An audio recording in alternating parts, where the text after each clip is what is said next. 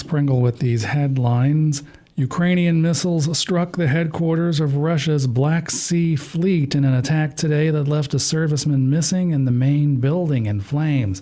The Russian Defense Ministry initially said one service member was killed and then issued a subsequent statement saying he was missing following the attack on the port city of Sevastopol. The Crimean Peninsula, which Russia illegally annexed from Ukraine in 2014, has been a frequent target since Russian President Vladimir Putin ordered a full-scale invasion of Ukraine almost 19 months ago.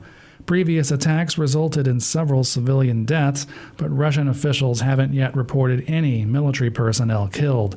6 people were reported wounded following a July 2022 attack on the Black Sea Fleet headquarters, but it wasn't clear whether they were civilians or service members. Russian officials in the region said no one was injured today outside of the burning headquarters building. Meanwhile, Ukrainian President Volodymyr Zelensky is in Canada today, where he'll address the Canadian Parliament in Ottawa. Zelensky made the rounds in Washington Thursday, appealing to President Biden and lawmakers for continued support to fight off Russia's invasion.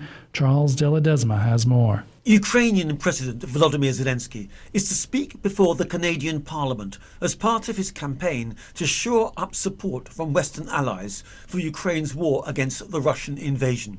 Zelensky flew into Canada's capital late Thursday after meetings with President Joe Biden and lawmakers in Washington, where he faced questions about the flow of American dollars that had helped keep his troops in the fight against Russian forces.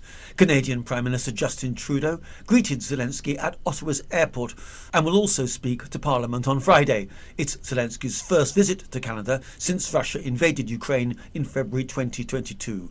I'm Charles de Ledesma. It's day 8 of the United Auto Workers strike against the big 3 U.S. automakers. So far, the UAW has only struck 3 assembly plants in the Midwest, but the union is threatening to expand the walkout if contract talks don't make progress. Jennifer King has more. General Motors says it idled a 2,000-worker plant in Kansas because they don't have the parts they need. They come from a plant near St. Louis where workers are on strike. Jeep maker Stellantis says it expects to lay off more than 300 workers in Ohio and Indiana because of the strike at its assembly plant in Toledo. Union members rallying outside Stellantis headquarters in Auburn Hills, Michigan, included Yolanda Downs, who wants an end to lower wage scales for new workers. If I'm working on one side of the line and I'm making $30 and the person across from me is making $15 an hour, how is that fair? UAW President Shawn Fain says new strike targets will be announced Friday unless there's serious progress. Local union branches have announced rallies and picket practice at a Ford plant in Louisville, Kentucky, a GM plant in Bedford, Indiana, and a GM truck plant in Arlington, Texas. I'm Jennifer King. Republican hardliners nixed a defense spending bill Thursday as GOP lawmakers continue to squabble over spending bills, making a government shutdown at the end of the month increasingly likely. More from Sagar Magani.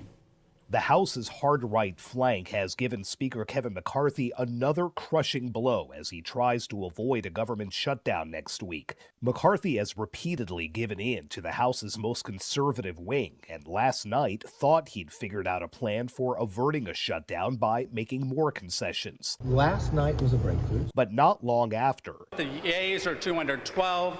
The nays are 216. The resolution is not adopted. A core group of Republicans voted with Democrats to stop a defense funding bill from advancing. Another huge loss for McCarthy. The chair declares the House in recess. And another standstill for the chamber, which top House Democrat Hakeem Jeffries blames squarely on GOP infighting. In the Civil War. With a shutdown looming in 10 days if Congress cannot pass bills to fund the government. Sagar Magani, Washington.